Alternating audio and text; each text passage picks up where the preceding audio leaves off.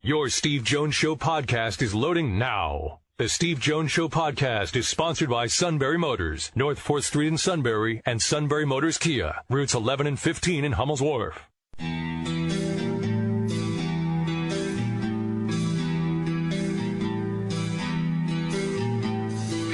Sports talk where your voice counts. This is the Steve Jones Show on News Radio 1070 WKOK. Now from the Sunbury Motors Studio, here's Steve Jones.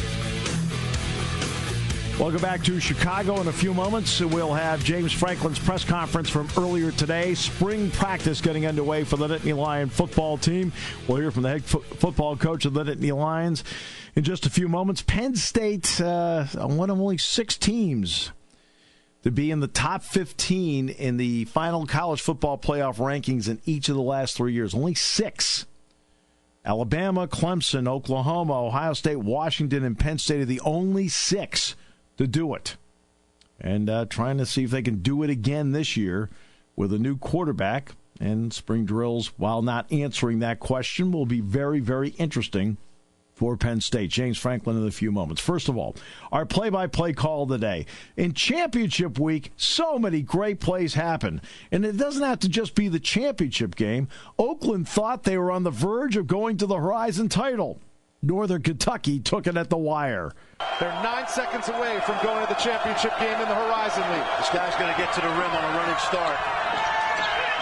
McDonald for the win. He got it! He got it! And Drew McDonald sends the Norse to the championship game in the Horizon League. And remember, they had shooters on the floor. He draws 2. And McDonald, who we watched today, he was like on eggshells at practice. Take a look. Pick and pop. Great rhythm. Motor City Madness. And here's the reaction after the biggest shot of his career goes through, sending Northern Kentucky to the championship game. Indeed, great moments on championship week. Will Bucknell have one of those great moments tonight? We'll find out beginning at 7:30. Doug on Eagle 107 gets things rolling at 7 o'clock tonight. We're looking forward to that. So that's our play-by-play call of the day. James Franklin, Nittany Lion football. Only 6 teams have been in the final college football playoff rankings in the top 15 the last 3 years. Only 6 have been in the top 15 in each of the last 3 years. Alabama, Clemson, Ohio State, Oklahoma, Washington, and Penn State. The head football coach of the Nittany Lions, James Franklin. Hey, James, how are you? Good, how are you? I'm doing great. Hey, last year you talked a lot about Micah and saying there were areas that he really had to develop outside of just football. How has he come along football-wise and in those areas that you were hoping that he would kind of address as a young guy? Yeah, I think we're all growing. Let me start by saying that I think you better have a growth mindset the rest of your life. As coaches, as players, all of us, you need to be constantly growing and trying to get better and evolve. That's as football players, that's as football coaches, that is as students, that is as parents, that is as brothers, dads, whatever it may be. You need to be getting better. All of it. Dealing with the media, every area. And I think Micah is like that. I think, early on, obviously, we knew Micah was extremely talented. But when you're asking a guy to play a different position than he played in high school naturally, that was going to take some time to do that. Obviously, extremely talented, but from a fundamental standpoint, he had some things to catch up on. And then all the stuff away from the field, he's been phenomenal. He really has. He's been phenomenal. And I say that, for all our guys. I think last semester, I think he got a 3.56. And I think that's the last 2 semesters he's done extremely well. He's very coachable. He's got a very strong relationship with the coaches. He's in my office all the time. He's in Pry's office all the time. We do workouts. He's mad when he's not chose to compete. I think, he came in here as such a high-profile guy that I think some people had a perspective about who and what he was going to be. And, our guys on the team love him. He's been a great teammate. I've gotten really good feedback from different things that we've had on campus, from professors, from different trainings that we do with the freshmen, a lot of different things. I've been very impressed. We've got a very close relationship with mom and dad and his high school coach, which I think is helpful as well, because we're kind of all in this journey together. It takes a village. But I think he's doing a really good job, and I think that was a big reason for us not starting him last year. We just wanted to take kind of some of that pressure off him. There's already enough pressure on these guys, especially the high-profile guys. I've been very pleased with them, but it's a work in progress for all of them. As you know, I got 120 18 to 22-year-old males plus 2 daughters. They're getting older every single day, which scares the heck out of me. We went bowling on Sunday, and my daughter took the ponytails out and and got her hair straightened and blown out. It scared the hell out of me, to be honest with you. My daughters are growing up, but I got 102 kids that I'm responsible for, and I'm very proud of what they're all doing. All of them. It was pretty cool yesterday. A bunch of the guys came back for pro day, and we're all in the facility. Trace is there, and Nick Scott's there, and John Thomas. A bunch of guys are back for pro day, and Nick Scott goes, "Hey, is it okay if I go see Addie at school?" So it's really cool, and there's some of the cultural things that we've built from a family perspective that I'm really proud of. I really am, but I know that was a long answer, but I'm proud of Micah. I'm proud of all of our guys. It's not always perfect, but I see tremendous progress being made. Yeah, James, you've said in the past that it's tough to evaluate the safety position in the spring, especially early, given the lack of hitting. But what are your thoughts on that group as you look to replace Nick? And then with Jonathan, do you see him as a guy who will contend for that spot, or are you going to keep him more of as a box safety like Garrett? Yeah, I think that's a really good question. I think we got a group of guys that we feel good about. The way we have it right now at free safety, we got Taylor, Sutherland, Neff, and Romano at that position. The way we have those guys ranked, and then at the strong safety, which for us is really like the field safety, got the boundary safety and the field safety. You got Wade, Patrician, Rudolph, and Hartlob. But as you know, they're moving parts. So if you're the backup at the 1, but you're one of our 2 best safeties, we'll move it around and plug and play. But I think you are right. There's some aspects where we like to drop one safety into the box more and play to their strengths. That's something that Sutherland does extremely well. And I think like all of them, and all of us, there's strengths and there's weaknesses, and we're trying to play to their strengths as much as we can, but also work and groom and help them grow with their weaknesses. So we're really excited about what Wade's done, this offseason. Really excited about what Patrician has done. He's healthy probably for the first time in his career over a length of time. And Sutherland just continues to show up and make plays in a lot of different areas on defense, special teams. So it's going to be a great competition. You got Rudolph, who came in here mid-semester, so it'll be interesting to see what he does as well. So we feel good about the group. And then we still got Brisker coming in, who blows me up constantly. I mean, he is, during the national championship game, he's sending me messages. Same thing with me, Coach Pry, and Coach Banks. I got a message from him yesterday morning, his workout videos. He's excited. I think he's coming up this weekend to be around it as much as he possibly can. So we've got to feel like we got a good group, but obviously we've got to answer some questions. This is your first spring camp that you've gone into with redshirt freshmen who have actually played in games. Curious on your evaluation assessment of what that does for player personnel through one season of that new rule, and if you have any particular adjustments that you may make to your approach in 2019 with the redshirt rule. Yeah, I think you got a couple different things. I think, college football right now is, I think, at a really interesting time in our history. A lot of the different things that are being discussed nationally, a lot of the court rulings, a lot of the NCAA rule changes has really changed a lot of different things for us. All these guys, you see them commit and they say, which I get it, but a lot of these guys commit, they say, I'm going to be at Penn State from 3 to 5 years. I mean, I get it. I want all these guys to be able to chase their dreams in the NFL, but I'm still a huge believer of the student athlete and our model, and it should be about getting the education first and then also being able to chase their dreams at the highest level. We want that from as well. But my point is that's always the hard balance now is, do you play a guy as a true freshman? Because if you don't and you redshirt him, you may not have him for that 5th year. So, did that make sense? I think the 4 games really help. I think the 4 games really help because maybe, a guy can gain some experience or it saves you late in the season for injuries and things like that. I do think there's some flexibility that is created for us, specifically with the redshirt guys. I don't think there's any doubt about it. I think, for example, with Rasheed Walker, I think obviously he feels a lot different and we feel a lot different now. Although he redshirted, he got some game experience. So there's tremendous value in that. And I think, there's a number of guys like that. So we'll see. I do think it creates confidence for those players.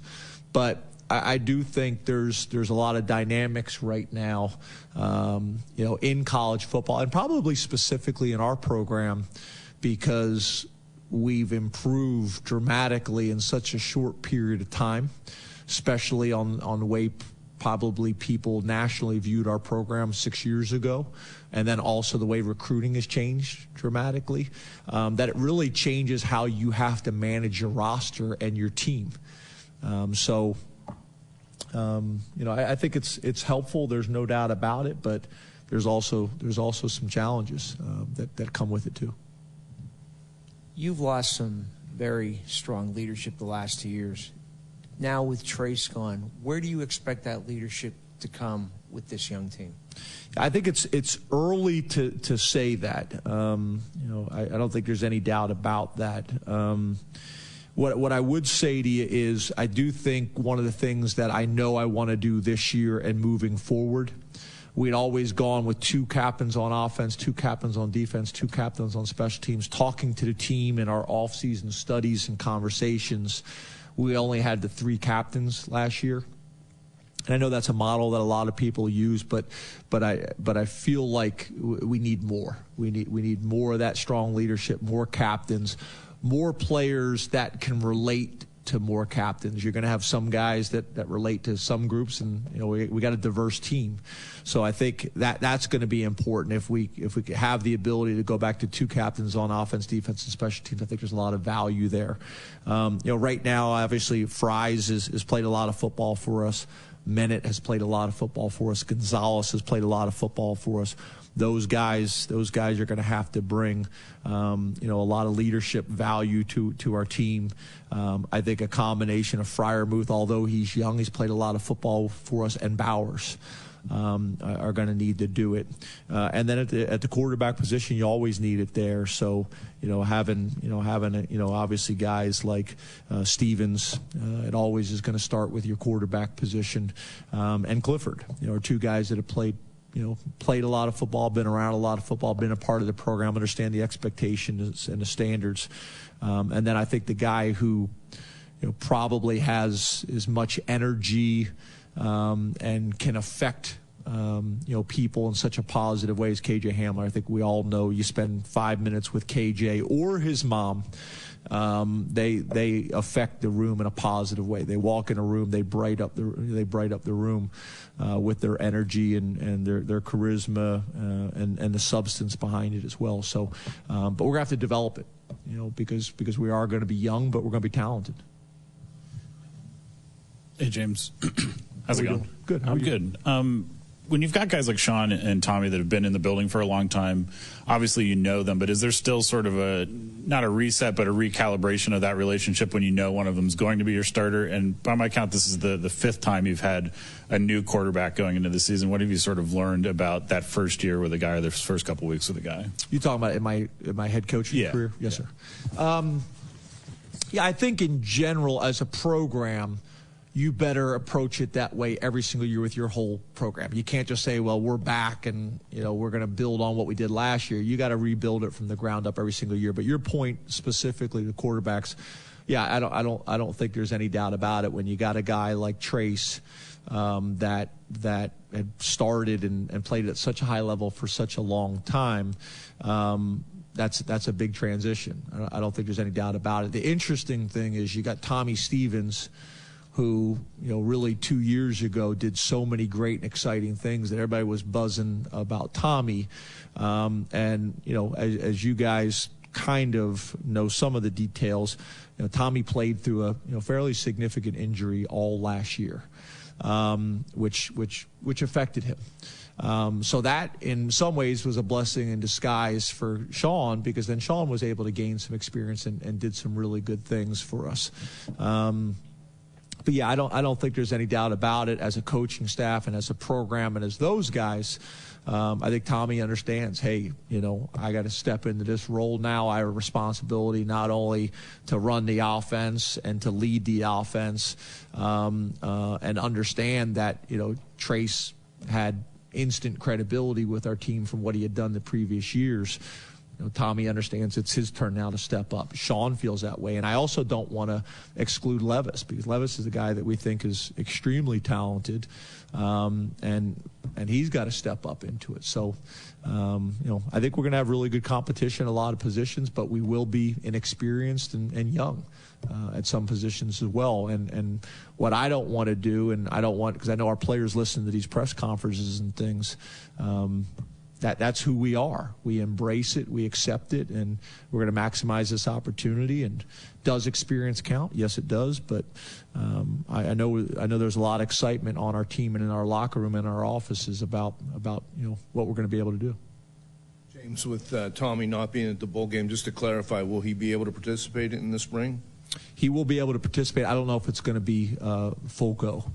We have, again, I think when you guys ask me those questions, sometimes you think I'm not answering, but sometimes it's day to day. We're dealing with our own doctors and trainers on campus, but we're also dealing, he had the surgery off campus, so we're communicating with his doctor as well and trying to get everybody on the same page. So at this point, it'll be limited for the beginning of spring, and depending how spring goes and how he's doing, it could be full go by the end of spring, but I'm not sure of that yet.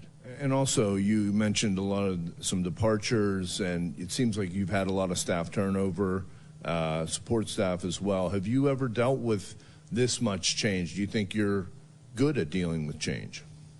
Yeah, I think this is college football. I think we have dealt with this pretty much every year since we've been here. I dealt with this at the previous institution as well.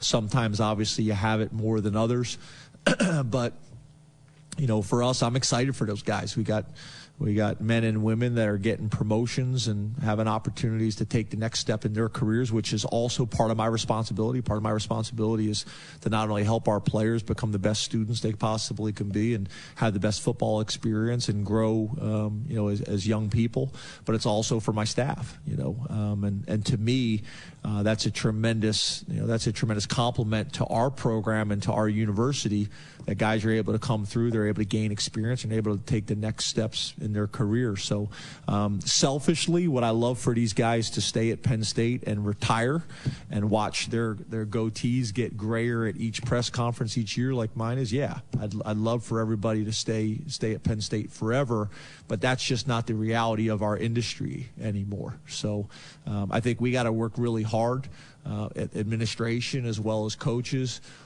to create a situation here where people don't feel like they have to leave, that there's opportunities for growth. But then there's also going to be some times where, people are going to have to move on, and hopefully we can bring them back at another point.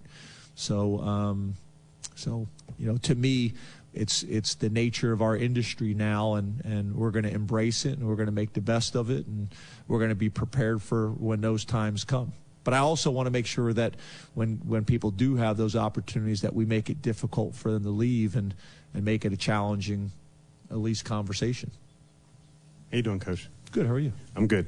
Hey, another Tommy question for you here. Given this era of with player mobility and things like that, the transfer portal, et cetera, do you kind of have a newfound appreciation for Tommy and his willingness to stay and kind of wait his turn?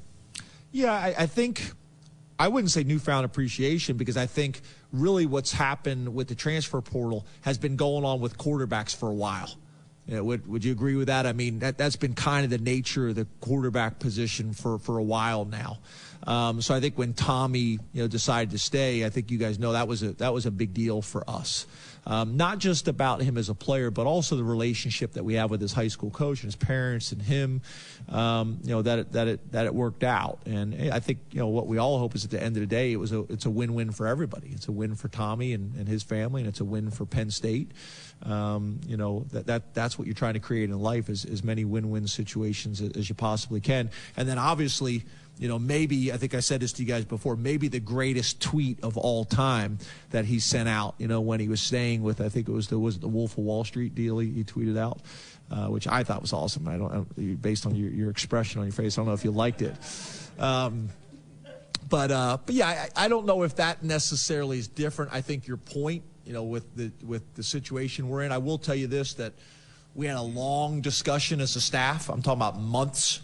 And had a long discussion with the Leadership Council about the transfer portal. I wanted to hear their perspective, how our players saw it, which I think a lot of players across the country think it's the greatest thing that's ever happened since peanut butter and jelly sandwiches. I think coaches understand the need for it, but also maybe have a different perspective. So I think it's always great to get in a room and have healthy discussion and dialogue and hear their perspective, but also have them understand an administrator's perspective or a coach's perspective and how to manage the roster and how can we come up with a plan that maybe there's some compromise on both sides about how we're going to deal with this moving forward. I've talked to a lot of coaches all over the country about how they're handling, and I think that's one of the bigger challenges with it is the way it has been dealt with by the NCAA. Each school has their own way of dealing with it, which can be problematic because now you kind of set up a policy at your school and their buddies at another school and they're handling it different there. And well, how come they're? Well, each school is unique and each school is sophisticated. So I think we're in a good place now. We've learned a lot going through it for the first time, like a lot of people across the country has. I've been able to lean on other coaches and call them and see how they're handling with it, and it is as wide range as you possibly could imagine in how different programs are dealing with it. But once again, it's where we're at. You better embrace it, and you better move forward. I think the other thing on the other end that's challenging with it is, and a lot of schools are struggling with this too, is it's one thing to have your normal policies of how you accept kids from high school, but now this is spiking the transfer process. And how does your university handle the transfer policy, undergrad and grad school? And what you're going to see across the country is you're going to see a larger number of transfers at schools that maybe haven't done that. But again, you're going to have to, and there's a new model. So that's created a lot of discussion for us with our administration and our university. How are we going to handle this moving forward? Because the model has changed, and we're going to have to change with it too. When it comes to car buying, there's the other guy's way, and then there's the SMC way. The other guys force you into a vehicle you really don't want. The Sunbury Motors way lets you take the time you need to browse, ask questions, and take the test drive and think on it. For over 100 years, the Mertz family and all their employees have made your experience the most pleasant one you'll ever have. The other guys won't offer you the best price for your trade, no matter how much they say they will. The SMC way is their promise to provide you with the most money the market shows your vehicle is worth. The SMC way is to offer you all applicable factory rebates on new vehicles and generous discounts. Looking for a pre-owned vehicle? The SMC way checks each vehicle in a 200-mile radius to determine the lowest price, then beat it. It's the lowest price promise, just part of the SMC way. The choice is up to you, the other guy's way or the SMC way. The SMC way wins every time. Sunbury Motors Company in the North 4th Street Auto Plaza, Sunbury, and at sunburymotors.com. Selling more cars and satisfying more customers for over 100 years.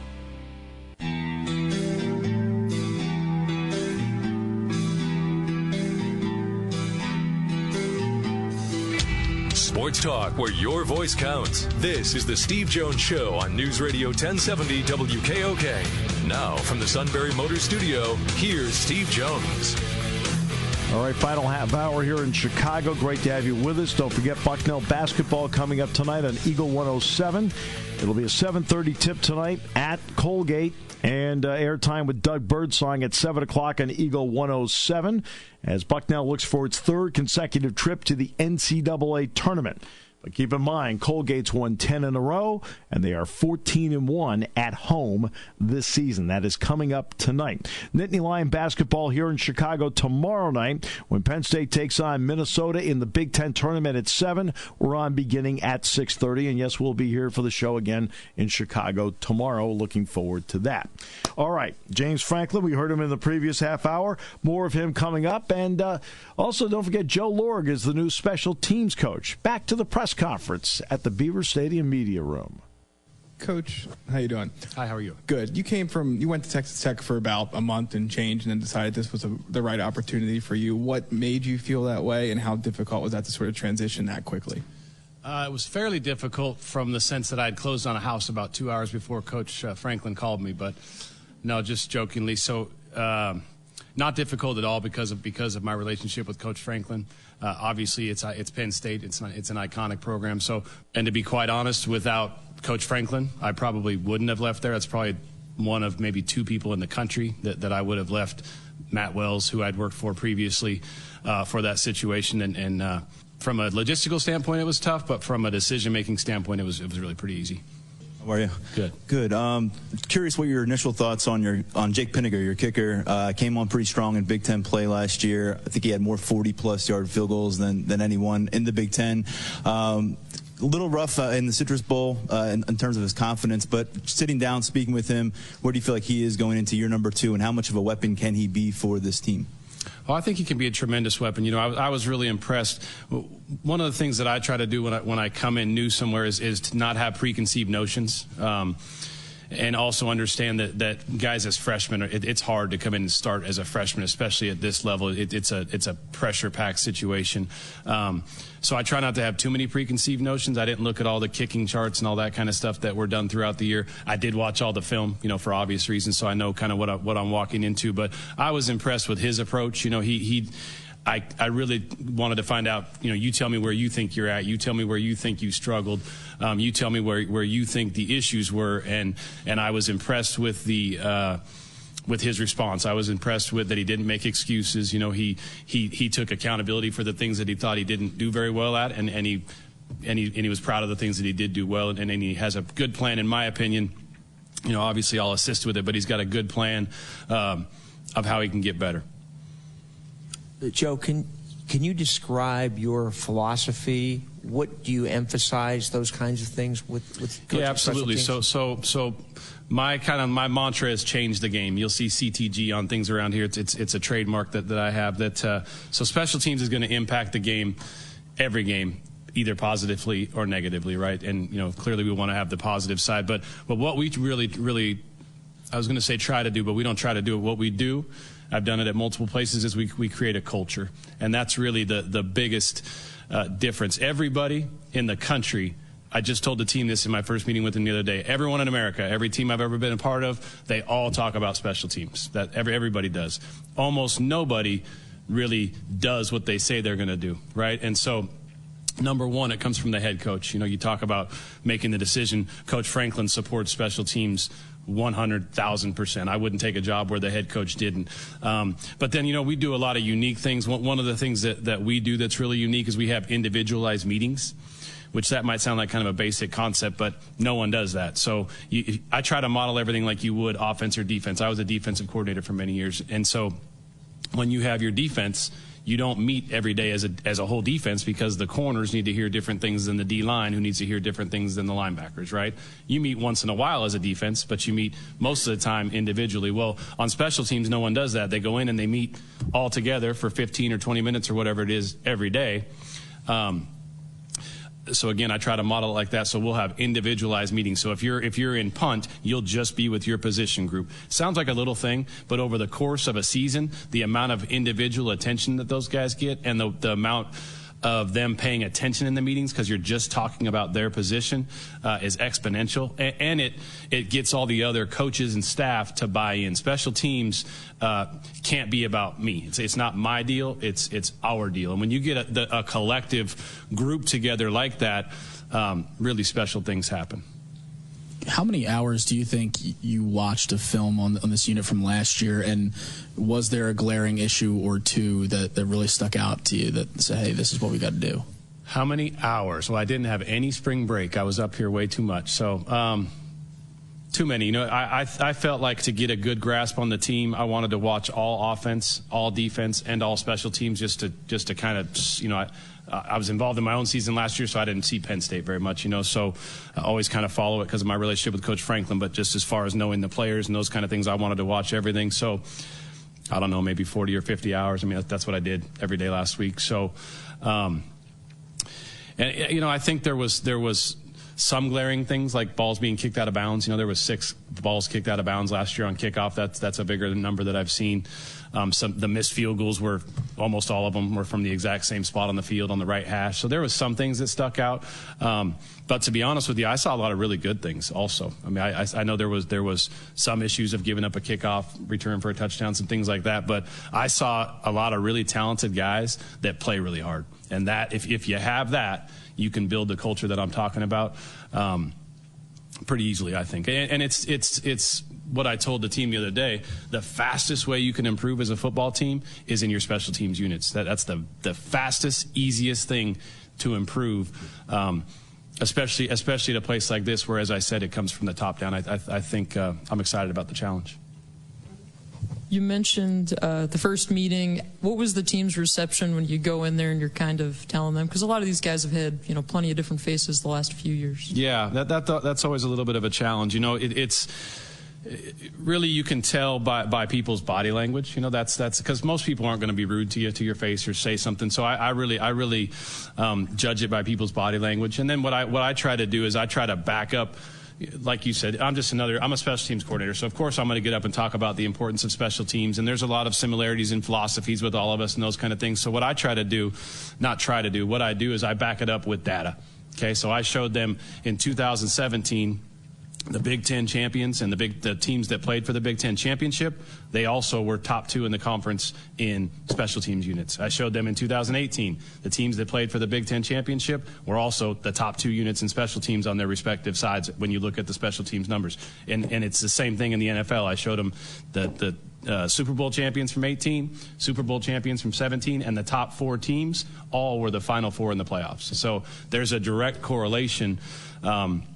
And then I talked to them about, you know, they don't want to hear too much about other places, but I talked to them about some of the things that we did at my previous stop.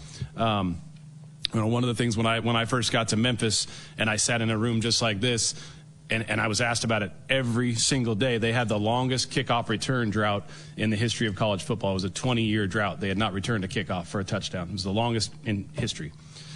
We broke the record in our last game there that we are now tied for the most ever in college football history with 8. So I don't say that to be like to brag. I'm saying I wanted to show these guys tangible evidence of the things that we can do if and when they buy into this philosophy. And before that, really, it was getting the coaches aligned and on board, and not to allude to the fact that they weren't, but I'm saying to come in here and establish the culture, because really it's not me.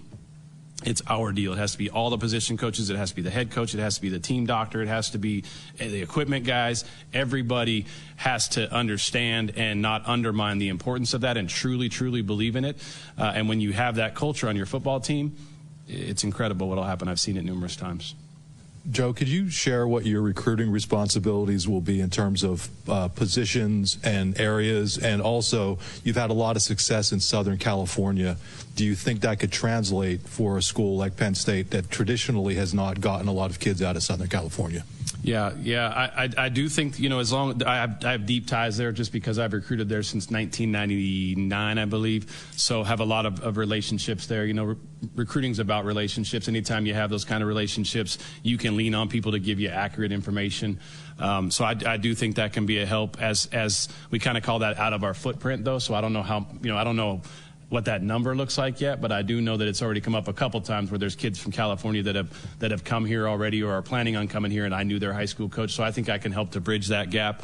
My recruiting area here, I have a piece of Pennsylvania. I don't know it good enough yet to tell you, like, it's Erie County, I believe. I'll have a part of Delaware, a part of Maryland, and then the Space Coast area of Florida. And then I'll national recruit for specialists. We'll get the very best specialists in the country to come here. Coach, I know you haven't been here for that long, but has there been anyone that you've seen that can really make an impact for you guys on defense and special teams? Yeah, I mean, there's a bunch of them. I wouldn't want to point out anybody specific because there's a whole bunch of them. I think there's a lot of really good players here. Obviously KJ stands out just because he's a really dynamic returner. Right when I started watching that last week, I texted Coach Franklin like, "Wow," he said, "I told you about that guy." So, no, I think that it's, and really in the system that I'm talking about, obviously you got to have good players. That's clear. But really, it's like, it's collective, right? It's not just having one great returner. We did the kickoff return thing at Memphis, but when you watch it, one of the things that I'm proud of, and I used to point this out to those guys all the time, is I'd pause the tape. And yeah, we had a great returner. They had D'Angelo Williams before. He didn't score a touchdown. He's pretty good too, right? So it was the collective of the whole group that made a difference. And I think this roster is built with a lot of really good playmakers, and I think we can rely on some of the guys that are already playmakers on offense and defense, and I think we can develop and continue to develop a core group of guys that maybe they're not the best corner or safety or receiver or not the most experienced, to be able to play, or they don't know the plays good enough yet, and they can have an impact on special teams, because special teams, you can't have lesser players, but they don't have to think as much, right? It's simpler. I'm not having to learn a really complicated playbook and then adjust if they're in cover 2 or cover 3 or cover 4. There's so much more thinking on offense or defense than there is in special teams, so you can take a guy that's less experienced and they can play sooner. Hi, Coach. 2 questions. What are going to be your defensive responsibilities? And you've known James for at least 20 years. Did you see his success coming, and was there an opportunity in the past 20 years where he may have hired you and it just didn't happen? Yeah, so your first question was what? I'm sorry. Defensive responsibilities. Yeah, okay, so defensive responsibilities. We're still working that out. In the past, I've been a part of 3-4 schemes, and so we had an inside linebacker coach, an outside linebacker coach, secondary coach and a D-line coach, and I've always coached the outside linebackers. This structure is a little bit different because it's a 4-3 defense, and so there's not those extra kind of 2 guys. So right now I'm assisting just as needed. Today I'll be with Coach Pry. I've been in the meetings with him, but I'm very experienced with linebackers, safeties, and corners, so I think that I could kind of jump around to wherever's needed. I think they've talked about maybe some of the nickel stuff, what they call star, maybe getting a little bit of work with that outside linebacker Sam position. So I think a little bit of it's just kind of feeling each other out at this point. And in answer to your question about Coach Franklin, yeah, we were roommates together at Idaho State back in 1999. I knew he was special you can just tell the minute he walks in the room. He's extremely bright, very, very ambitious, always has been very ambitious, dominates the room when he walks in. I mean, we all knew back then that he was going to do something special. I didn't, obviously know where it would end up being. Pretty cool for him from where he's from to have this opportunity. He has not offered me a job in the past, but I felt like it was coming. There's a coaches convention every year. Every year, him and I would bump into each other and grab a cup of coffee and stuff. And I knew he was following what I was doing because he would always say, "Hey, I saw your game against Houston, or I saw your game against Stanford, or whatever it was." So I knew he was following my career, and I knew he had said good things to Mike Norvell, who was my head coach there in the past. So I felt like an opportunity would probably come at some point. I just didn't know when. We have time for 2 more. We'll start with Tyler. You mentioned KJ a couple questions ago. We saw him get work at punt returner and kick returner last year. Curious what your philosophy is, using the same guy as KJ at the level where that's going to be your initial approach. And additionally, we saw Jahan Dotson involved. DeAndre Tompkins, who's gone, was involved there. Who do you think, I know you didn't want to mention a bunch of specific names, but who do you really think you're going to put back there early in spring, see how they field punts, kicks, and get a feel for them? Yeah, so what we'll do a thing called daily skill every single day that when we're not scrimmaging.